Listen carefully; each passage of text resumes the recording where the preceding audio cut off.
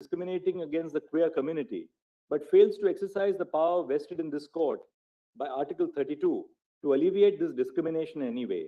This court is not through judicial diktat creating a legal regime exclusively for persons of the queer community, but merely recognizing the duty of the state to recognize the entitlements flowing from exercising the right to choose a life partner.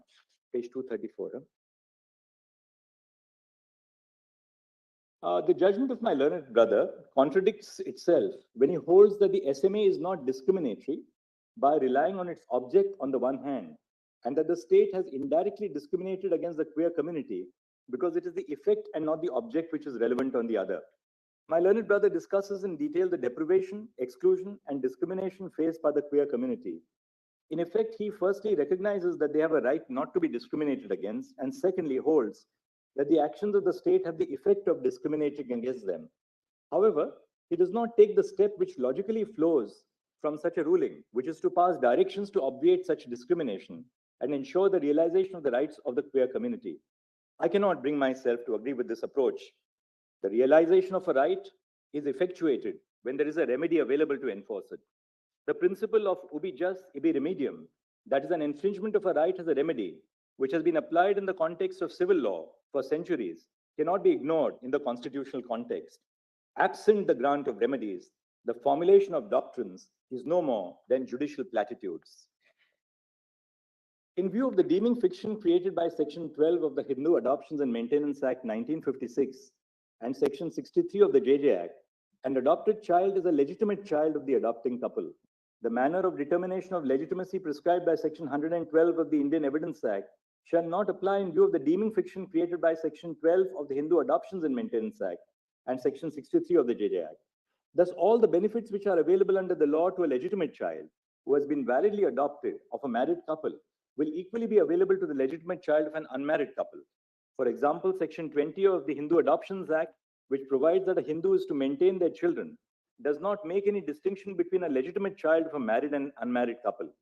Similarly, succession law in India does not differentiate between the child of a married and unmarried couple if the child has been adopted by following the due process of law.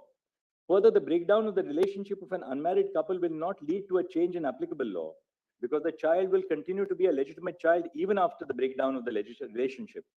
It is therefore unclear what the disastrous consequences referred to are. My learned brother has also failed to address whether Regulation 5.3 is discriminatory for distinguishing between married and unmarried couples for the purpose of adoption and for the disproportionate impact that it has on the members of the queer community, while simultaneously holding that the state cannot on any account make regulations that are facially or indirectly discriminatory on the ground of sexual orientation. Now I'll pronounce my directions. The first part of my directions are directions to obviate discrimination. Counsel for the petitioners and some counsel for the respondents advanced extensive submissions on the various forms of violence and discrimination that society and the state machinery inflict upon the queer community, and especially queer couples. This has been discussed in detail in the prefatory part of the judgment. Counsel sought directions to obviate such violence and discrimination. Now my directions. A, the union government, state governments, and governments of union territories are directed to 1, ensure that the queer community is not discriminated against because of their gender identity or sexual orientation. 2, ensure that there is no discrimination in access to goods and services to the queer community which are available to the public. 3, take steps to sensitize the public about queer identity, including that it is natural and not a mental disorder. 4, establish hotline numbers that the queer community can contact when they face harassment and violence in any form. 5, establish and publicize the availability of safe houses or garima grahs in all districts to provide shelter to members of the queer community who are facing violence or discrimination. 6, ensure that treatments offered by doctors or other persons which aim to change gender identity or sexual orientation are seized with immediate effect. 7, ensure that intersex children are not forced to undergo operations with regard only to their sex, especially at an age when they are unable to fully comprehend and consent to such operations. 8, recognize the self-identified gender of all persons, including transgender persons, hijras, and others, with socio-cultural identities in India as male, female, or third gender. No person shall be forced to undergo hormonal therapy or sterilization or any other medical procedure, either as a condition or prerequisite to grant legal recognition to their gender identity or otherwise. B. The appropriate government and the Mental Health Care Act must formulate modules covering the mental health of queer persons in their programs under Section 29(1). Programs to reduce suicides and attempted suicides envisaged by Section 29(2) must include provisions which tackle queer identity. C. The following directions are issued to the police machinery. 1. There shall be no harassment of queer couples by summoning them to the police station or visiting their places of residence solely to interrogate them about their gender identity or sexual orientation. 2. They shall not force queer persons to return to their natal families if they do not wish to return to them. 3. When a police complaint is filed by queer persons alleging that their family is restraining their freedom of movement, they shall, on verifying the genuineness of the complaint, ensure that their freedom is not curtailed. 4. When a police complaint is filed apprehending violence from the family for the reason that the complainant is queer or is in a queer relationship, they shall, on verifying the genuineness of the complaint, ensure due protection. And 5. Before registering an FIR against a queer couple or one of the parties in a queer relationship, where the FIR is sought to be registered in relation to their relationship, they shall conduct a preliminary inquiry in terms of Lalita Kumari versus Government of UP to ensure that the complaint discloses a cognizable offense. The police must first determine if the person is an adult. If the person is an adult and is in a consensual relationship with another person of the same or different gender, or has left their natal home of their own volition, the police shall close the complaint after recording a statement to this effect. Conclusions and orders of enforcement. In view of the discussion above, the following are the conclusions. This court is vested with the authority to hear this case. Under Article 32, this court has the power to issue directions, orders, or writs for the enforcement of the rights in Part 3. B. Queerness is a natural phenomenon known to India since ancient times. It is not urban or elite. C. There is no universal conception of the institution of marriage, nor is it static. Under Articles 245 and 246 of the Constitution, read with entry 5 of List 3 to the 7th schedule, it lies within the domain of Parliament and the state legislatures to enact laws recognizing and regulating queer marriage. D. Marriage has attained significance as a legal institution largely because of regulation by the state. By recognizing a relationship in the form of marriage, the state grants material benefits exclusive to marriage. E. The state has an interest in regulating the intimate zone to democratize personal relationships. F. The issue of whether the Constitution recognized the right to marry did not arise before this court in Justice K.S. Puttaswamy, 9 judges, Shafin Jahan, and Shakti Vahini. G. The Constitution does not expressly recognize a fundamental right to marry. An institution cannot be elevated to the realm of a fundamental right based on the content accorded to it by law. However, several facets of the marital relationship are reflections of constitutional values, including the right to human dignity and the right to life and personal liberty. H. This court cannot either strike down the constitutional validity of the Special Marriage Act or read words into the Special Marriage Act because of its institutional limitations. This court cannot read words into the provisions of the SMA and provisions of other laws, allied laws, such as the Indian Succession Act and the Hindu Succession Act, because that would amount to judicial legislation. The court, in the exercise of the power of judicial review, must steer clear of matters, particularly those impinging on policy, which fall within the legislative domain. I. The freedom of all persons, including queer couples, to enter into a union is protected by Part 3 of the Constitution. The failure of the state to recognize the bouquet of entitlements which flow from a union would result in a disparate impact on queer couples who cannot marry under the current legal regime. J. In Article 15(1), the word sex must be read to include sexual orientation, not only because of the causal relationship between homophobia and sexism, but also because the word sex is used as a marker of identity, which cannot be read independent of the social and historical context. K. The right to enter into a union cannot be restricted based on sexual orientation. Such a restriction will be violative of Article 15. Thus, this freedom is available to all persons, regardless of gender identity or sexual orientation. L. The decisions in Navtej and Justice K.S. Puttaswamy, 9 judges, recognize the right of queer couples to exercise the choice to enter into a union. This relationship is protected from external threat. Discrimination on the basis of sexual orientation will violate Article 15. M.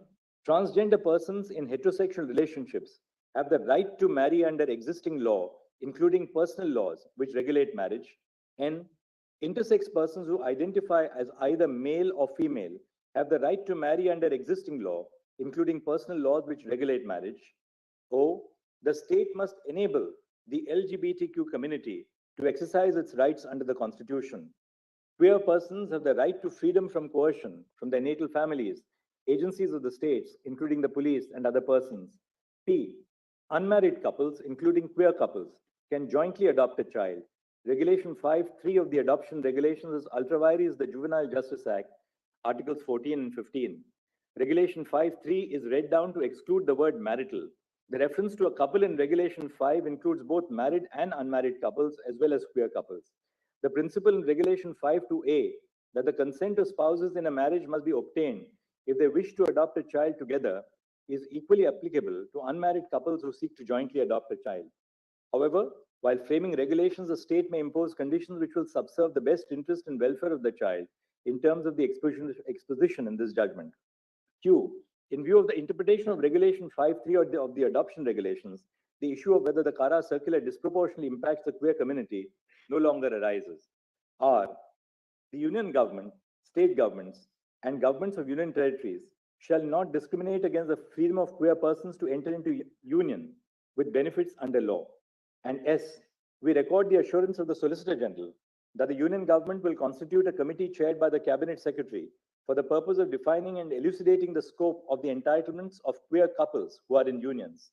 The committee shall include experts with domain knowledge and experience in dealing with the social, psychological, and emotional needs of persons belonging to the queer community, as well as members of the queer community. The committee shall, before finalizing its decisions, conduct wide stakeholder consultation amongst persons belonging to the queer community, including persons belonging to marginalized groups, and with the governments of the states and union territories. The committee shall, in terms of the exposition in this judgment, consider the following. 1. Enabling partners in a queer relationship, A, to be treated as a part of the same family for the purposes of a ration card, and B, to have the facility of a joint bank account with the option to name the partner as a nominee in case of death. 2. In terms of the decision in Common Cause versus Union of India, as modified by Common Cause versus Union of India 2, medical practitioners have a duty to consult family or next of kin or next friend in the event of patients who are terminally ill and have not executed an advance directive. Parties in a union may be considered family for this purpose. 3. Jail visitation rights and the right to access the body of the deceased partner and arrange the last rites. And 4. Legal consequences such as succession rights, maintenance, financial benefits such as under the Income Tax Act 1961, rights flowing from employment such as gratuity and family pension and insurance. The report of the committee chaired by the Cabinet Secretary shall be implemented at the administrative level by the union government and the governments of the states and the union territories.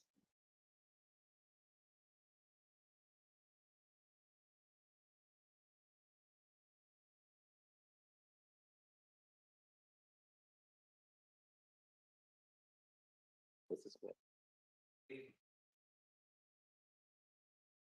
I've had the benefit of the exhaustive and erudite judgment of Chief Justice Chandrachud, which enumerates the prevalence of these relationships in history, the constitutional recognition of the rights to form union, in other words, what I categorize as civil unions, and the necessity of laying down guidelines to protect the non-heterosexual unions. In a way, this is a step forward from the decriminalization of private consensual sexual activities. However, the subject matter itself persuades me to pen down a few words while broadly agreeing with my brother's judgment. I've dealt with the historical prevalence of non-heterosexual unions. I've said that it is no longer res integra, that the duty of a constitutional court is to uphold the rights enshrined in the Constitution and not to be swayed by a majoritarian tendency or popular perceptions. This court has always been guided by constitutional morality and not by social morality. Pluralistic social fabrics has been an integral part of the Indian culture. I've referred to some observations from the Rig Veda and the Somdas Katya Sargra. And then I've said the significant aspect is that the same-sex union were recognized in antiquity not simply as unions that facilitate sexual activity, but as relationships that foster love, emotional support, and mutual care. I've referred to some traditions in the Sufi traditions. Then I've said the marriage as an institution developed historically and served various social functions. It was only later in its long history that it came to be legally recognized and codified. However, these laws regulated only one type of social historical union, that is the heterosexual union. Um, it would thus be misconceived to claim that non-heterosexual unions are only a facet of modern social milieu.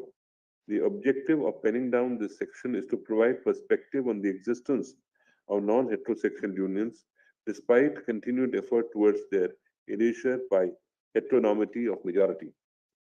Um, the non-heterosexual unions are entitled to protection under a constitutional scheme. I've referred to the necessity of recognizing what I've categorized as civil unions. The judgment of the Chief Justice notes the right to form union is a feature of Article 19 and 21. Therefore, the principle of equality enumerated under Article 14 and 15 demand this right to be available to all regardless of sexual orientation and gender. Having recognized this right, this court has taken on board the statement of the learned Solicitor General to constitute a committee to set out the scope of the benefits available to such union. I agree with the Honorable Chief Justice.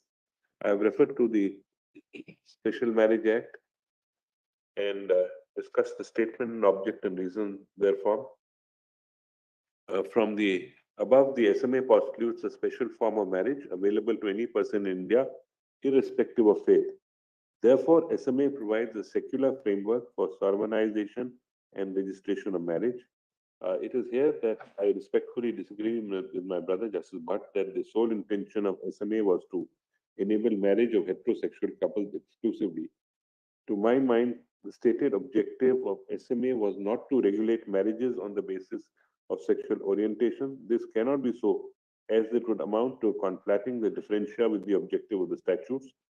Although substantive provisions of SMA confer benefits only on heterosexual relationships, this does not automatically reflect the objective of the statutes. I've said if the intent of the SMA was to facilitate interfaith marriages, then there would be no rational nexus with the classification it makes of excluding not heterosexual relationships. Uh, then I've referred to the regulation of only heterosexual marriages would not be legitimate state objective, more so in cases where ex officio protected categories under Article 15(1) of the Constitution. However, I recognize, therefore, I've said that if this was so, the SMA would be violative of Article 14. However, I recognize that there are multifarious interpretative difficulties in reading the SMA to include marriage between non-heterosexual relationships.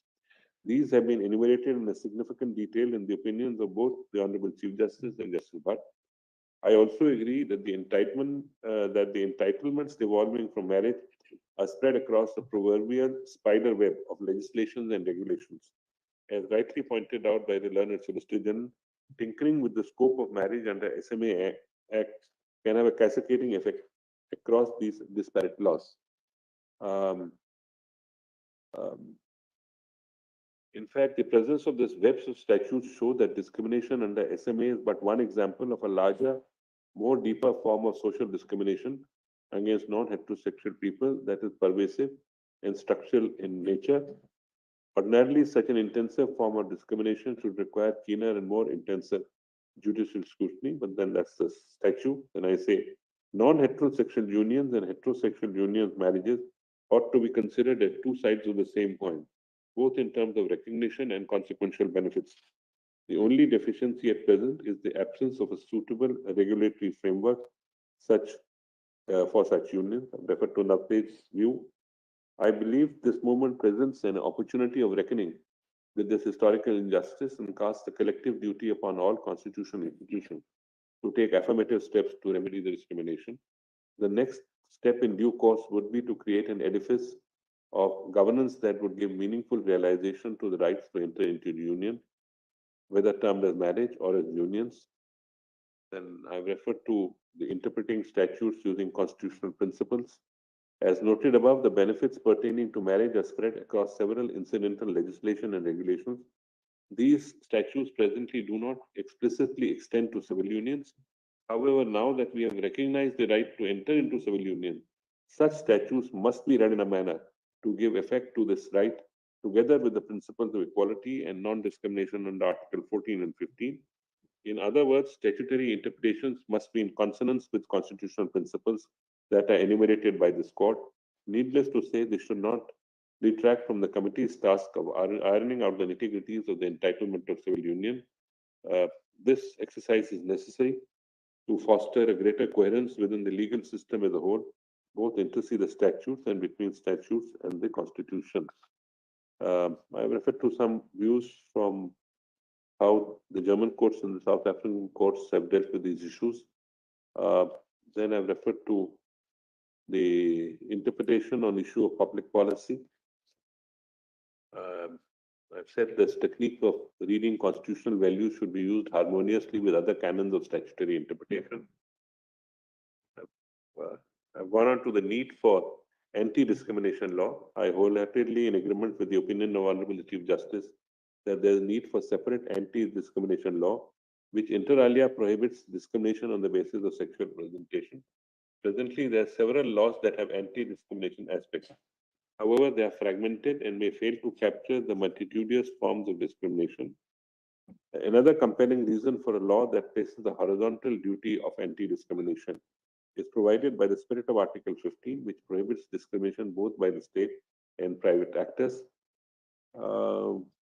My suggestions for anti-discrimination law are as follows. First, such law should recognize discrimination in an intersectional manner. This is to say, in assessing any instance of discrimination, the court cannot confine itself to a singular form of discrimination. Instead, discrimination must be looked at as a confluence of factors, as identities and individual instances of oppression that intersect and create a distinct form of disadvantage. Discrimination laws can only be effective if they address the types of inequalities that have developed in a given society. Refer to the equal rights to equal love. The principle of equality mandates the non-heterosexual union are not excluded from the mainstream of socio-political framework. However, the next step would be to examine the framework itself. I believe the recognition of non-heterosexual union can challenge culturally ordained gender roles, even in heterosexual relationships. I've given some examples of it. Need not read it here. You can see it. In a non-heterosexual union, duties, obligations are primarily dictated by cultural ordained gender norms. Legal recognition aids social acceptance, which in turn increases the queer participation in public space. Through the medium of legal recognition, queer persons will have a greater opportunity to be seen and heard in ways not previously possible. Queer expression will help facilitate an expansive social dialogue cutting across communities and generations. This dialogue will help us reimagine our relationships in a manner that emphasizes the values such as mutual respect, companionship, and empathy. Conclusion. Is this end where we have arrived? The answer must be an emphatic no. Legal recognition of non-heterosexual unions represents a step towards the marriage equality. At the same time, marriage is not an end itself. Our Constitution contemplates a holistic understanding of equality, which applies to all spheres of life. The practice of equality necessitates acceptance and protection of individual choices. The capacity of non-heterosexual couples for love, commitment, and responsibility is no less worthy of regard than the heterosexual couples. Let us preserve this autonomy so long as it does not infringe on the rights of the others. After all, it is my life in the song by Bon Jovi.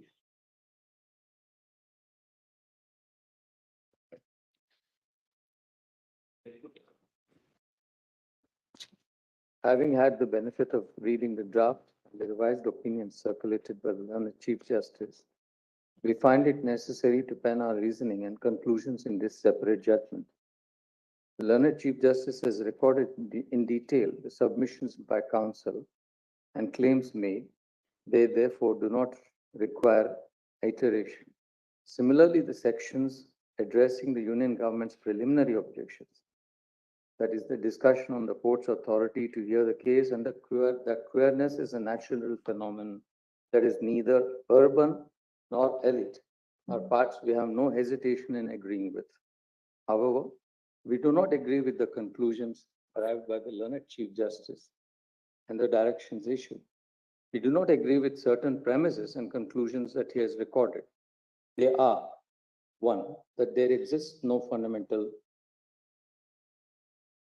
we do agree, sorry, we do agree with the premises and conclusions that he has recorded. They are that there exists no fundamental right to marry under the Constitution, that the Special Marriage Act is neither unconstitutional nor can it be interpreted in such a manner as to enable marriage between queer persons, and that transgender persons in heterosexual relationships have the right to solemnize marriage under the existing legal frameworks. We have briefly highlighted our main points of agreement and reasoned in more detail those aspects with, with which respectfully we cannot persuade ourselves to concur.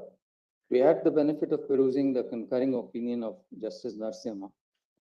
We endorse those observations and conclusions fully. The reasoning and conclusions shall be read as supplementing that of the present judgment.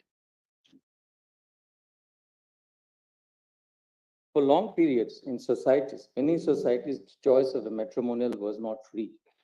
It was bound by social constraints. Much of the time, marriage was seen as an institution meant for procreation and sexual union of spouses. In most societies, marriage had cast roles for the spouse. They were fairly inflexible, with men controlling most decisions and women placed in a subordinate position with little or no voice, and for the longest time, no legal authority, autonomy, or agency. For millennia, custom, tradition, and law subordinated wives to husbands. Notions of equality of partners or their roles were uncommon, if not totally unheard of. All these underwent radical change.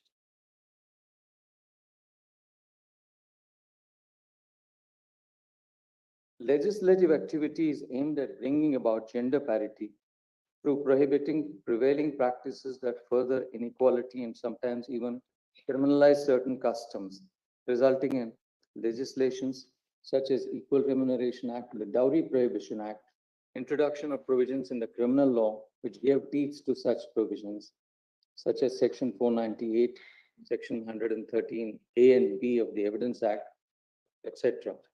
Other practices aimed at realization of social goals and furthering the mandate of Article 15.3 in respect of children, such as the right to free universal education under Article 21A, the Right to Free Education under Act 2009, the Child Labor Prohibition and Regulation Act 1986, the POXO, what we call as POXO, the Juvenile Justice Act, etc. In all these, the Parliament or concerned legislatures donned the role of reformers and furthered the express provisions of the Constitution, enjoining state action in furtherance of Articles 15.2, 15.3, 17, 23, and 24. Marriage has historically been a union solemnized as per customs, a personal law tracing its origin to religious texts. Legislative activity in the personal law field so far has been largely, though not wholly, to codify prevailing customs and traditions and regulating them only where needed. The instances that stand out are the enactment of the Succession Act, the Hindu Women's Right to Property Act, 1937, the Hindu Marriage Act, the Adoptions and Maintenance Act, the Hindu Succession Act, the Hindu Minority and Guardianship Act, and the Indian Divorce Act. As amended, the Muslim Personal Law Sharia Application Act and the Anand Marriage Act, 1909. These laws mostly codified traditions and customs which existed, and also, to an extent, regulated marriages and succession laws. They also sought to introduce reforms. For the first time, monogamy was enacted as a norm applicable to all Hindus. Likewise, the option of divorce was enacted together with grounds on which other remedies, such as judicial separation and maintenance, could be sought. Further, the minimum age of marriage was also enacted through provisions in various personal laws and enforced through the Prohibition of Child Marriage Act.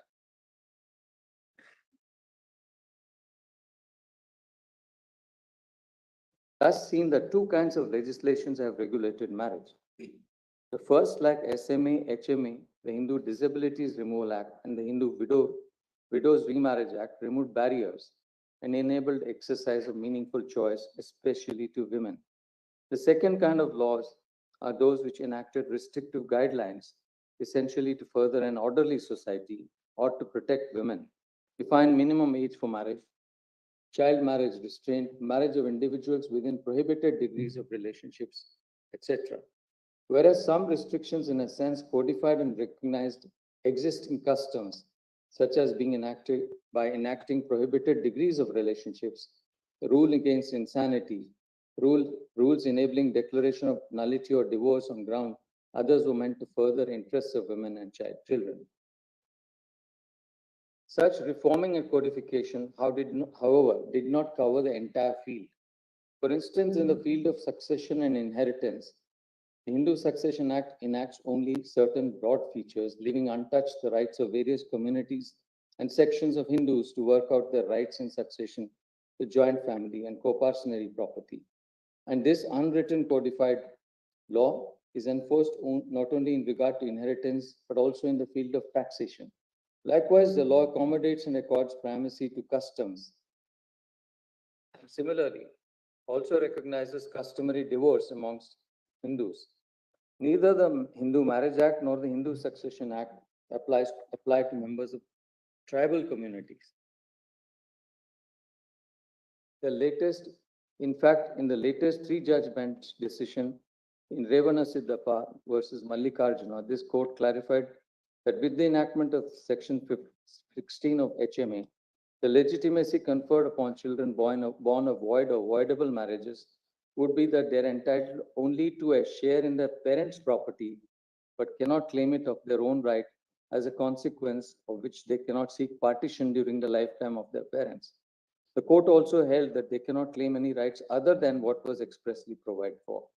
Thus, uncodified law and custom was upheld.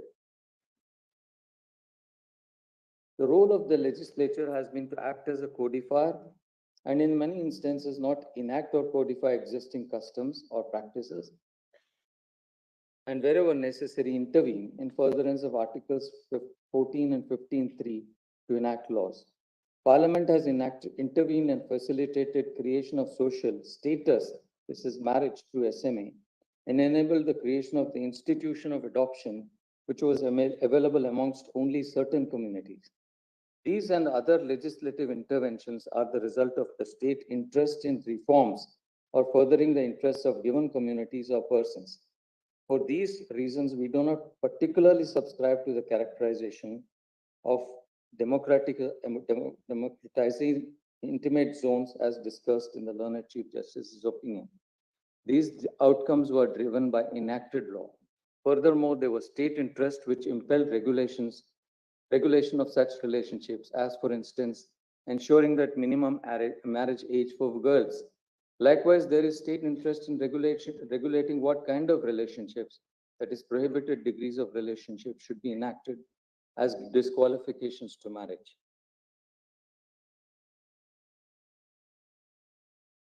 Then there is a discussion or summation of the jurisprudence on Article 21 and the various facets which this court has recognized, such as privacy, choice, autonomy, and dignity. Then we move on. The court's intervention in oft-cited decisions on behalf of the petitioners has been to protect citizens or those approaching them against threats of violence. The instances are Shakti Vahini, Lata Singh, Shafin Jahan, Lakshmi Bai Chandragi, etc. These decisions were based on the state's duty to protect citizens and enable the exercise of their individual choice in the face of threats. Other decisions, that is Joseph Shine, Navtej, and Independent Thought, were instances where specific provisions that criminalized or made exceptions to criminal behavior were struck down or read down in the enforcement of fundamental rights. That is Articles 14, 15, and 21. Along the way, Puttaswamy articulated the broadest right to privacy, which embraces within its fold the right to exercise one's choice of a life partner and to lead the life free from external barriers. This court has recognized that marriage is a social institution. As elaborated in Part 1, marriage existed and exists historically and chronologically in all of the senses because people married before the rise of the state as a concept. Therefore, marriage as an institution is prior to the state, it precedes it. The status is still not one that is conferred by the state, unlike the license regime in the US. This implies that the marriage structure exists regardless of the state, which can later utilize or accommodate but cannot abolish it. Under this view, terms of a marriage are set to a large extent independently of the state. Its source is external.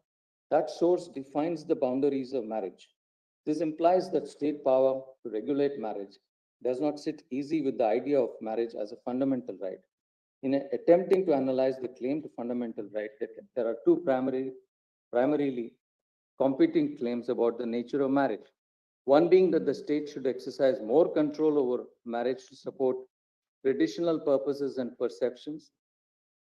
This is a quotation. And the other, that each individual should have the right to define marriage for themselves. If indeed there is a right to marry, unless it is elevated to a right akin to Articles 17, 23, and 24, which apply to both state and non-state agencies, and are cast in positive, in fact, emphatic terms, it cannot be operationalized. These provisions most emphatically create positive obligations.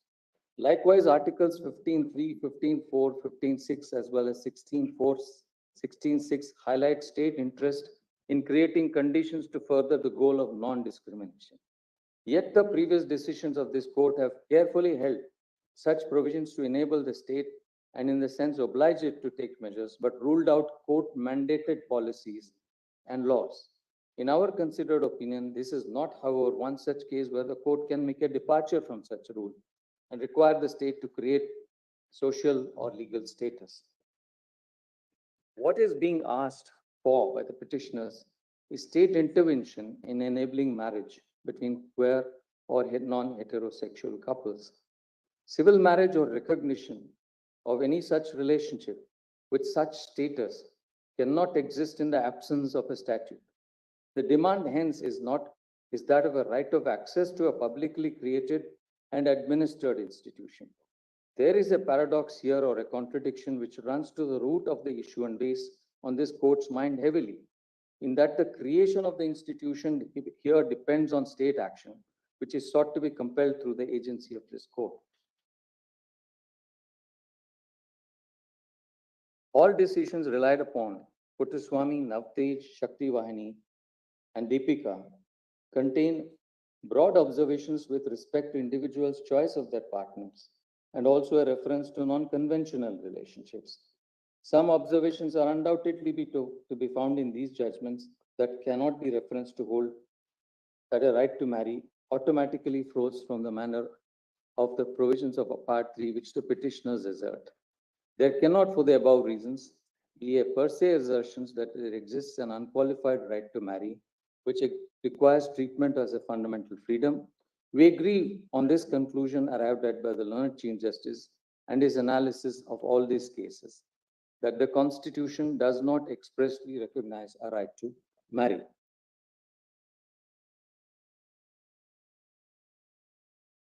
While we agree that there is a right which we characterize as a right to a relationship, which is recognized in Navtej, that the queer couples and other relationships of that kind can have a union.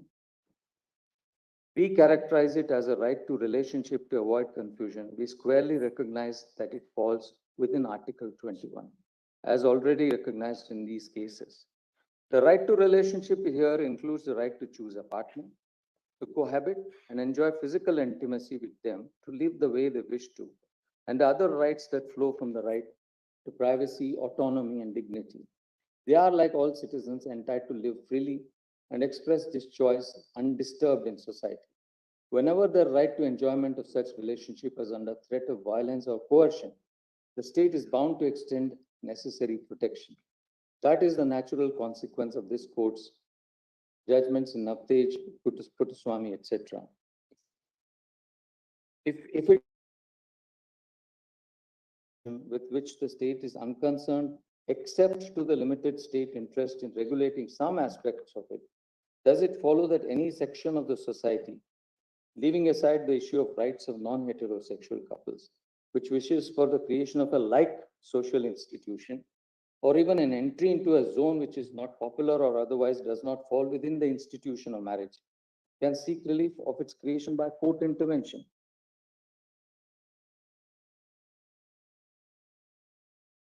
In the draft circulated by the learned Chief Justice, the reasoning that there is no fundamental right to marry and thereafter, nevertheless, to proceed to delineate the facets of features which unions other than marriage are deprived of, where it's a closer look.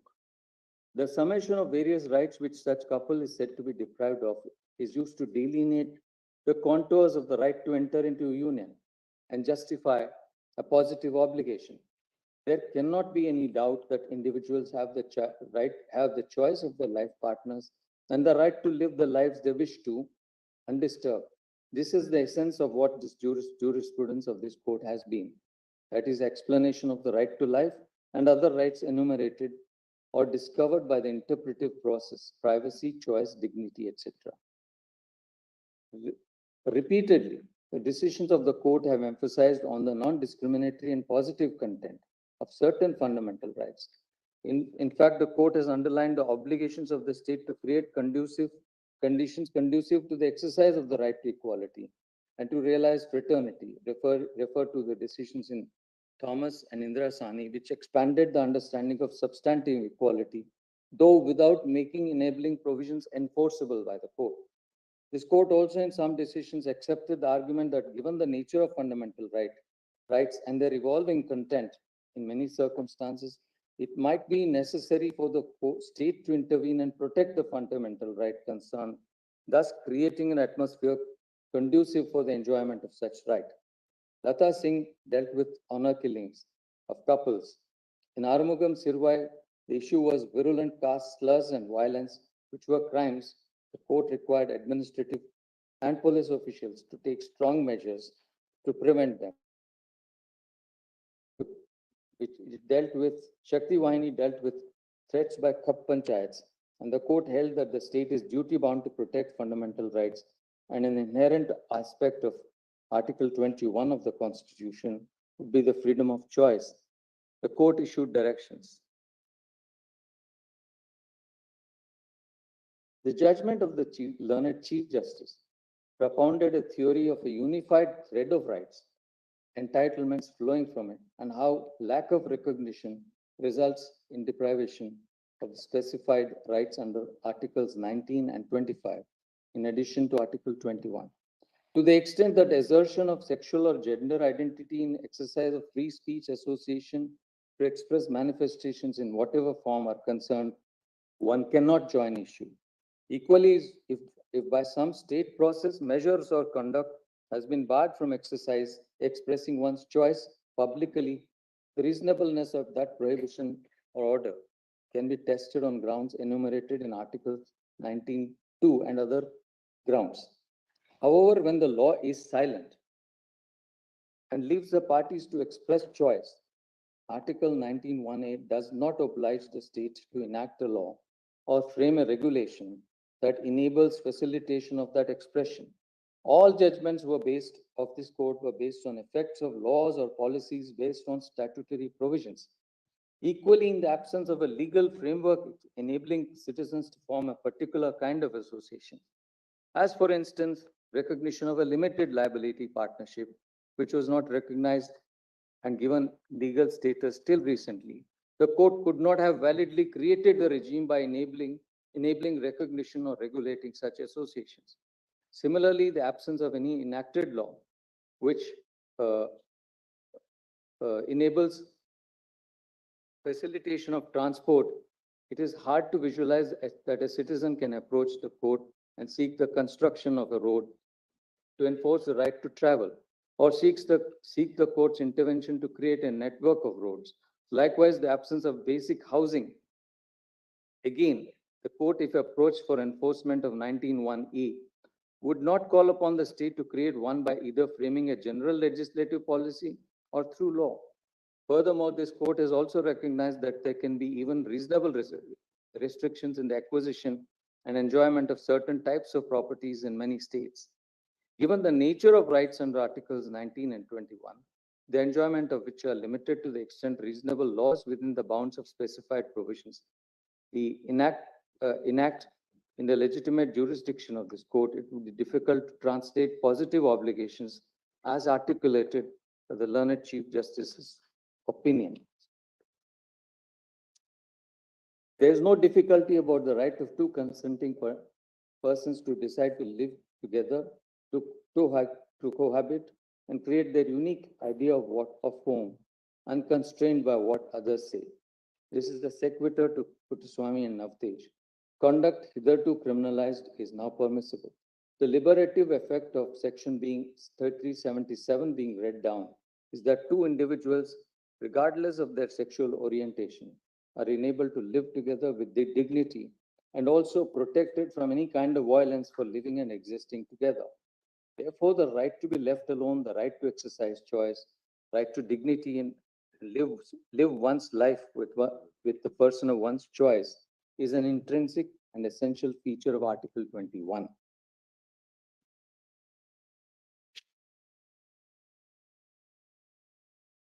Even if we want to, for argument's sake, recognize an entitlement under the Constitution to enter into an abiding cohabitational relationship or union, in our opinion, it cannot follow to a claim for an institution. There are almost intractable difficulties in creating, through judicial orders or diktat, a civil right to marry or a civil union, no less of the kind that is sought by the petitioners. Ordering a social institution or rearranging existing social structures by creating an entirely new kind of parallel framework for queer couples would require conception of an entirely different code, a new universe of rights and obligations. This will entail fashioning a regime of state registration of marriage between queer couples, the conditions for a valid and matrimonial relationship amongst them, spelling out eligibility conditions such as minimum age, relationships which fall within prohibited degrees, grounds for divorce, right to maintenance, alimony, etc. The learned chief, as a result, with due respect, we are unable to agree with the conclusions of the learned Chief Justice with respect to tracing the right to enter into or form unions from the right of freedom of speech and expression, the right to form associations, along with right any other corresponding positive obligation. It is reiterated that all queer couples have the right to relationship and choice of partner, right of cohabitation as an integral part of choice linked to their privacy and dignity. Any further discussion on the rights which consenting partners may exercise is unnecessary. No one has contested that two queer couples have the rights enumerated under Articles 19(1)(a), C, and D, or even the right to conscience under Article 25. The elaboration of these rights to say that the exercise of choice to such relationships renders these meaningful, and that the state is obligated to recognize a bouquet of entitlements which flow from such abiding relationship of this kind is not called for. We therefore respectfully disagree with that part of the learned Chief Justice's reasoning, which forms the basis for some of the final conclusions and directions recorded in his judgment.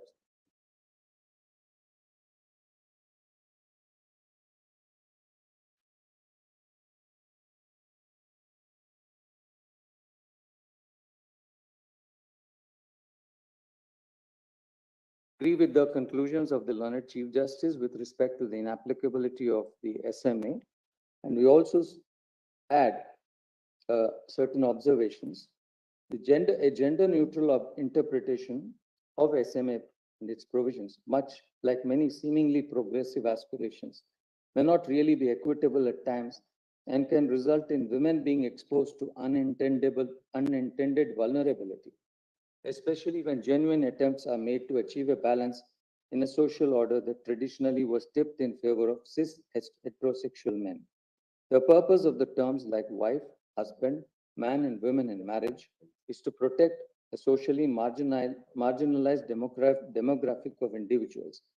For instance, women facing violence by their partner have a right to recourse under the Domestic Violence Act, which assures and is meant to assure that the victims are safeguarded and provided relief. In fact, provisions of SMA for alimony maintenance confer rights to women. Likewise, certain grounds of divorce, conviction of husband for bigamy, rape, etc., entitle the wife additional grounds. Other provisions enact separate degrees of prohibited relationships. Section 4C uses the term husband and wife. There are other provisions which deal with, uh, which specifically used gendered terms. The general pattern of these provisions, including the specific provisions enabling or entitling women certain benefits and the effect of sections 19 to 21A, is that even if for argument's sake, it were accepted that section 4 could be read in gender neutral terms, the interplay of other provisions which could apply to such queer couples in such cases would lead to anomalous results, rendering the SMA unworkable.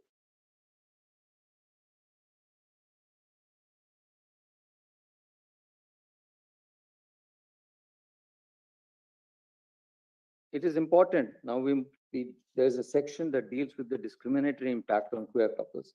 It is important to recognize that while the state ipso facto may have no role in the choice of two pre-built individuals to marry, it's characterizing marriage for various collateral and intersectional purposes, such as permanent and binding legal relationships, recognized as such between heterosexual couples only, and no other impacts queer couples adversely. The intention of the state in framing the regulations or laws is to confer benefits to families or individuals who are married. This has the result of adversely impacting the queer couples.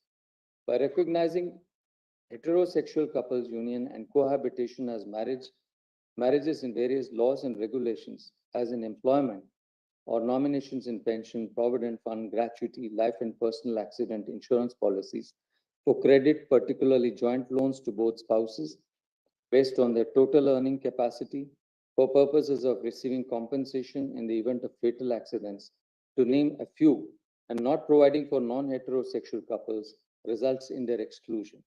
The individual earned benefits by each partner or both collectively, which would be available to family members, such as employee state insurance benefits in the event of injury of an earning partner, provident fund, compensation, medical benefits, etc., are examples of what the injured or deceased partner, by dint of her or his work, became entitled to, or the members of her family became entitled to.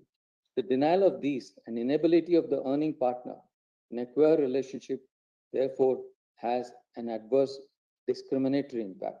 The state may not intend the discrimination or exclusion in the conferment of such benefits or social welfare measure. Yet the framework of these policies expressed in favor of those matrimonial relationships results in denial of entitlements despite the professional abilities and contributions which the individual might make to society. The objective of many of these laws or schemes is to confer or provide entitlements based on individual earning and contribution. For example, Provident Fund is payable due to the employee's personal contribution and status as employee. Similarly, objective entitlement of benefits of employees' state insurance, etc., flow from individual status, work, and effort. Major part of these benefits, or all of them, flow in the event of certain eventualities such as fatal accident or death.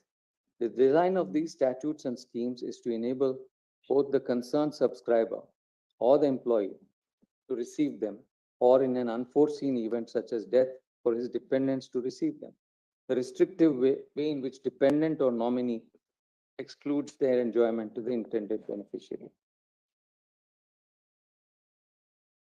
Addressing all these aspects and concerns means considering a range of policy choices and involving multiplicity of legislative architecture governing the regulations guided by diverse interests and concerns, many of them possibly coalescing.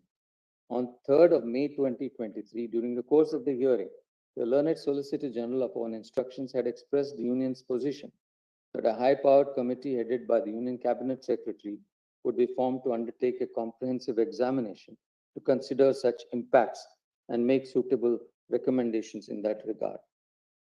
So we proceed to agree with the learned Chief Justice's conclusions with regard to the uh, right of transgender persons in heterosexual relations to marry under existing laws.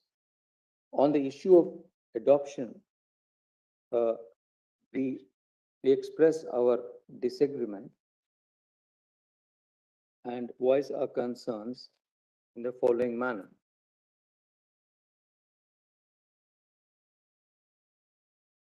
We have voiced our concerns and laid it out in some detail, which I do not wish to uh, read. This is not to say that unmarried couples, whether queer or heterosexuals, are not capable or suitable to be adoptive parents. However, once the law permits, as it has done, adoption by both single individuals, likelihood of their joining and cohabiting cannot be ruled out. In such event, de facto family unit can and does come about. The underlying assumption in the law as exists is that such unmarried heterosexual or queer couples should not adopt. It needs to be closely examined. Similarly, the needs of such couples to have and raise a family in every sense of the term has to be accommodated within the framework of the law.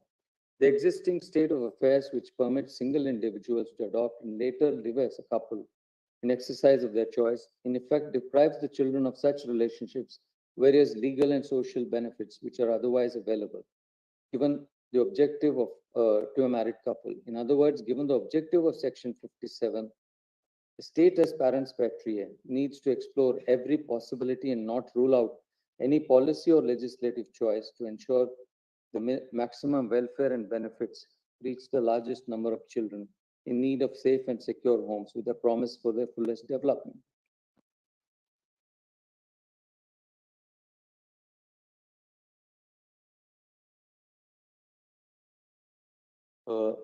Response to the learned Chief Justice's comments on our draft, which I propose to read, part of which I propose to read.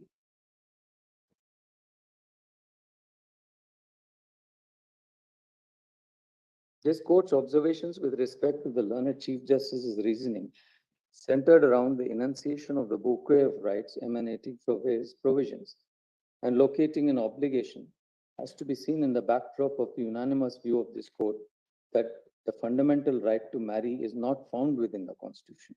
Therefore, it is our considered opinion that to create an overarching obligation upon the state to facilitate through policies the fuller enjoyment of rights under Articles 19 and 25 is not rooted in any past decision or jurisprudence. That queer couples have the right to exercise their choice, cohabit and live without disturbance is incontestable. In the same way that they are owed protection against any threat is the natural corollary of their right under Article 21. Consider in this context also the nature of relief sought and the positive obligation fashioned. Whilst there are innumerable judgments on the positive contents of the rights under Article 21, there are countless judgments that insist upon the separation of powers when it comes to matters of policy and the courts not being the appropriate forum for adjudication of the same. The polycentric nature of this issue is compelling. Next, as to the reasoning that our conclusion on the challenge of SM and subsequently finding on the disparate discriminatory impact faced by the queer community, a small comment is called for. The section discussing the provisions of the SMA and the challenge to its validity was based upon whether it violated the Constitution on the ground of impermissible classification under Article 14, for which the object of the Act to facilitate marriage between interfaith couples, wherein at the time marriage or even a couple only denoted heterosexual couples in the light of same-sex relationships being criminalized, and its provisions are relevant factors. Classification involves differentiation. Further, this court has discussed how underclassification per se does not warrant invalidation. In contrast, in the later segment on discriminatory impact, the issue that this court was considering was not reasonable classification, but impact upon queer couples through neutral laws or regulations that they encounter in their everyday lives, the purpose of which or even their substantive provisions have nothing to do with marriage. It is rather to confer other benefits, many of which are earned or accrued on account of individual skill, Yet the framing of these benefits or their intended beneficiaries were articulated in terms of entitlement to families or spouses tends to exclude from its ambit queer couples. When such queer couples are entitled to benefits wherever they fulfill other eligibility criteria, it is the disparate impact of these neutral laws in the disbursement of entitlements or benefits which is seen through the effect or impact lens. Therefore, the discussion on constitutionality of SME is markedly different from the section on discriminatory impact in certain points for queer couples as they have no avenue for marriage like heterosexual couples. In the latter, the impact of various laws were pointed as starting point for the state to take remedial action.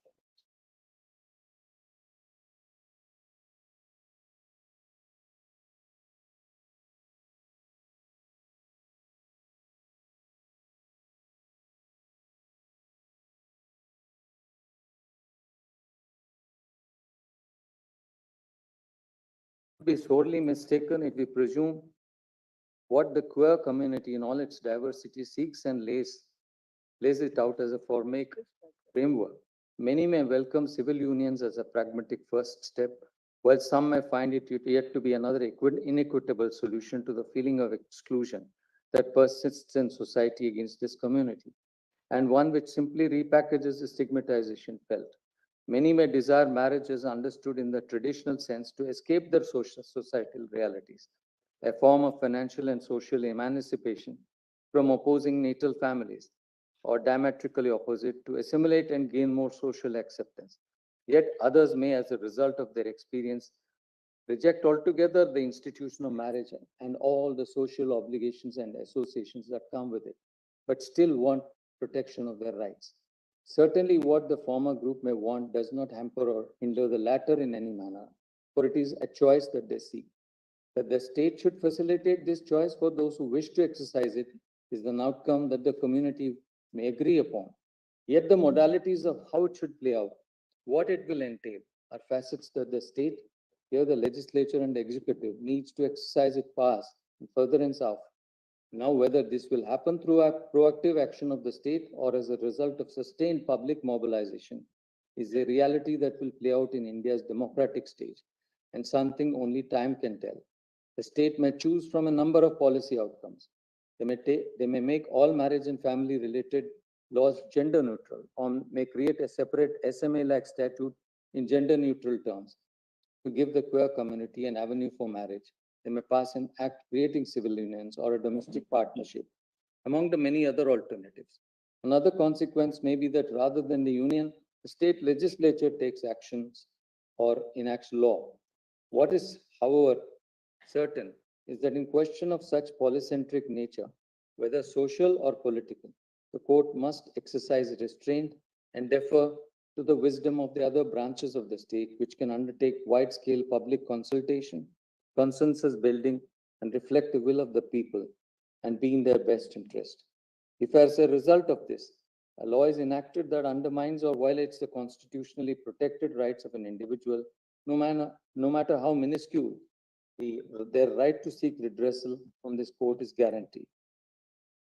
That the petitioners seek what many of us may deem to be normal or accepted next step in the life upon attaining a certain age, and perhaps take for granted is not lost on us. Their desire for social acceptability in the manner that has been historically known, through the social recognition that marriage affords, and the lack of which causes them the feeling of exclusion and hurt, is one that, as individuals, especially donning the robes of justice, we can certainly have deep empathy with. However, we are deeply conscious that no matter how much we empathize with the outcome sought, the means to arriving at such a destination must be also legally sound and keep intact the grand architecture of our constitutional scheme. If we throw caution to the wind, we stand at the risk of paving the way, wherein each brick may feel justified to untold consequences that we could not have contemplated. While molding relief as a code, we must be cognizant that despite being empowered to see the capabilities of the law in its grand and majestic formulation, we must not be led aground because we are blinded by its glow. Now I pass on to read the conclusions and the final directions that we have uh, summarized. The court hereby summarizes its conclusions and directions as follows. There is no unqualified right to marriage except that recognized by statute, including the space left by custom.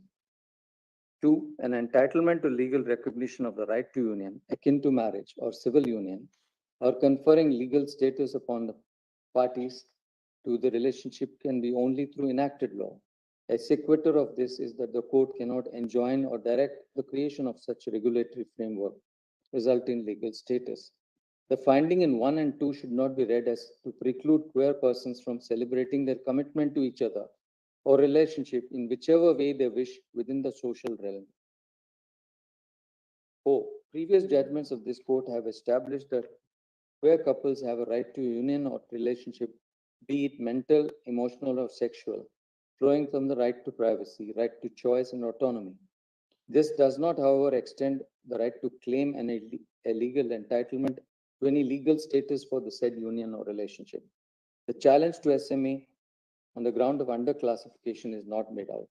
Equality and non-discrimination are basic foundational rights.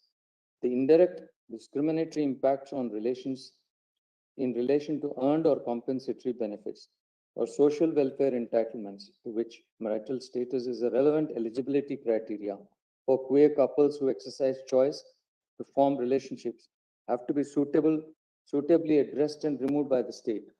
These measures need to be taken with expedition because inaction will result in injustice and unfairness with regard to enjoyment of these benefits available to all citizens who are entitled and covered by such laws. As held earlier, this court cannot, within the judicial framework, engage in this complex task. The state has to study the impact of these policies and entitlements.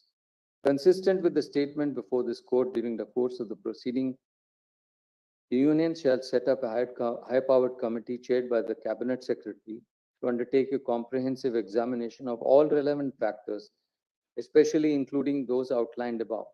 In the conduct of such exercise, the concerned representatives of all stakeholders and the views of all states and union territories shall be taken into account. The discussion on discriminatory impacts is in the context of effects of the existing regimes on the queer couples. When a heterosexual couple's right to live together is not contested, the logic of the discriminatory impact faced by queer couples cohabiting together would definitionally, however, not apply to them. Transgender persons in heterosexual relationships have the freedom to and entitlement to marry. Regulation 5.3 of CARA regulations cannot be held void. At the same time, the court is of the opinion that CARA and the central government should appropriately consider the realities of de facto families where single individuals are permitted to adopt and thereafter start living in a non-matrimonial relationship. In an unforeseen eventuality, the adopted child in question could face exclusion from the benefits otherwise available to adopted children or married couples. This aspect needs further consideration for which the court is not the appropriate forum. Furthermore, the state shall ensure, consistent with the previous judgments of this court, that the choice exercised by the queer and LGBTQ couples to cohabit is not interfered with and they do not face any threat of violence or coercion. All necessary steps and measures in this regard shall be taken. The respondent shall take suitable steps also to ensure that queer couples and transgender couples are not subjected to any involuntary medical or surgical treatment. The above directions are in relation to transgender persons are to be read as part of and not in any manner whittling down the directions in NALSA, supra, so far as they apply to transgender persons. The questions are disposed of in the above terms.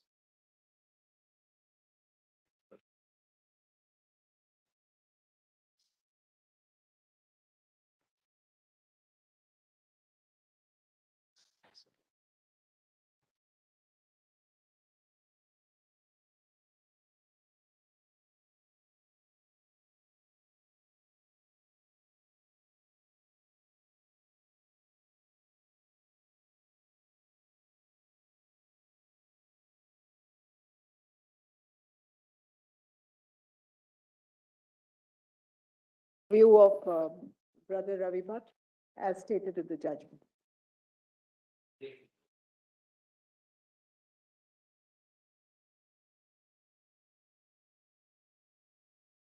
I am conscious of the ordeals that arise from multiplicity of judicial opinions in cases involving constitutional questions.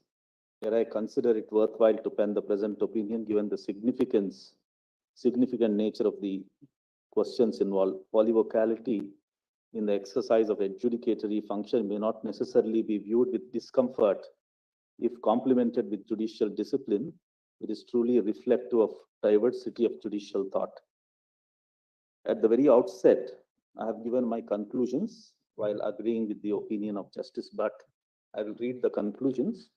The question of marriage equality of same-sex LGBTQ couples did not arise for consideration in any of the previous decisions of this court, including the decision in Navtej Nalsa. Consequently, there cannot be a binding precedent on this court. The reasons for arriving at this conclusion are articulated in detail with Justice Bhatt. The rights of LGBTQ persons that have been hitherto recognized by this court are the rights to gender identity, sexual orientation, the right to choose a partner, cohabit and enjoy physical and mental intimacy. In the exercise of these rights, they have full freedom from physical threat and from coercive action, and the state is bound to afford them full protection of law in cases these rights are in peril. Third, there is no unqualified right to marriage guaranteed by the Constitution that qualifies it as fundamental right. I have given my detailed opinion. In one paragraph, I would read that. In my considered opinion, the institutional space of marriage is conditioned and occupied synchronously by legislative interventions, customary practices, and religious beliefs. The extant legislative accommodation of customary and religious practices is not gratuitous and to some extent conditioned by the right to religion and right to culture, constitutionally sanctified in Article 25 and 29 of the Constitution. This synchronously occupied institutional space of marriage is a product of our social and constitutional realities, and therefore, in my opinion, comparative judicial perspectives offer little assistance. Given this nature of marriage as an institution, the right to choose a spouse and the right to a consenting couple to be recognized within the institution of marriage cannot but be said to be restrictive. Coming back to the conclusion, right to marriage is a statutory right, and to the extent it is demonstrable, a right flowing from a legally enforceable customary practice. In the exercise of such rights, statutory or customary, the state is bound to extend the protection of law to individuals so that they can exercise their choices without fear and coercion.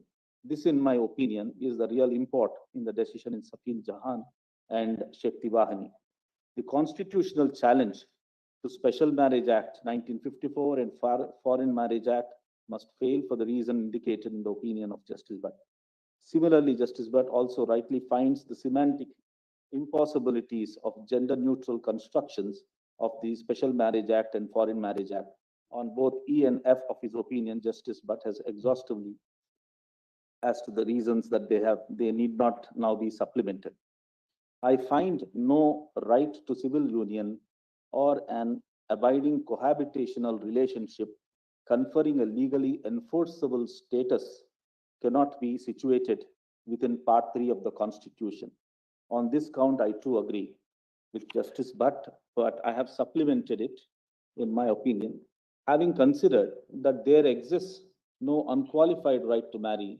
In the ordinary course, no occasion would have arisen for any further deliberation. However, as the learned Chief Justice in his opinion has arrived at a conclusion that there exists a constitutional right to a union or an abiding cohabitational relationship, it is necessary for me to express my opinion on this newfound construction. The learned Chief Justice locates components of the right to union or an abiding cohabitational relationship under Articles 19(1)(a), C, E, 21 and 25 of the Constitution. In my opinion, it would not be constitutionally permissible to identify a right to a union or an abiding cohabitational relationship mirroring the institution of marriage.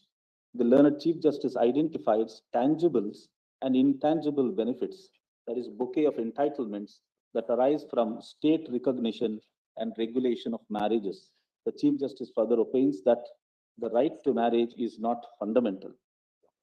However, it is in these tangible and intangible benefits, the denial of which, according to the learned Chief Justice, must inform the reading of a constitutional right to an abiding cohabitational union.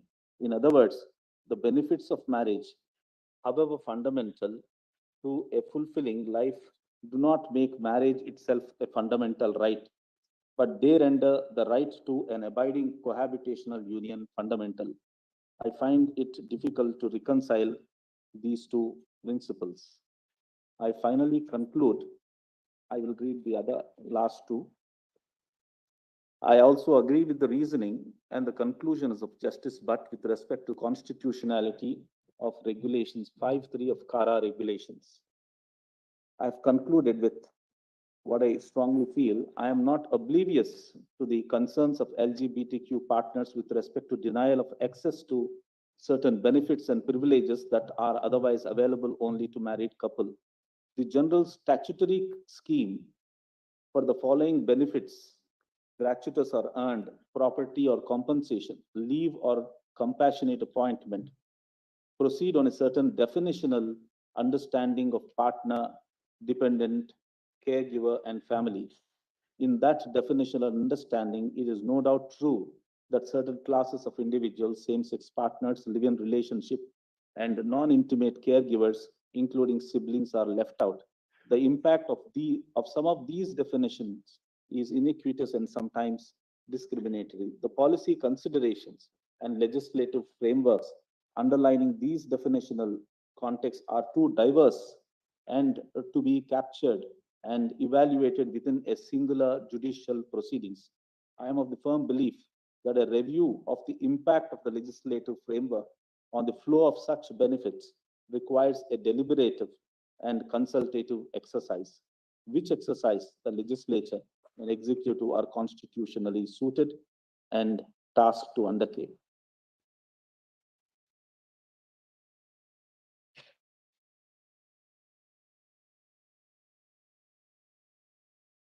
Thank you very much. Thank you.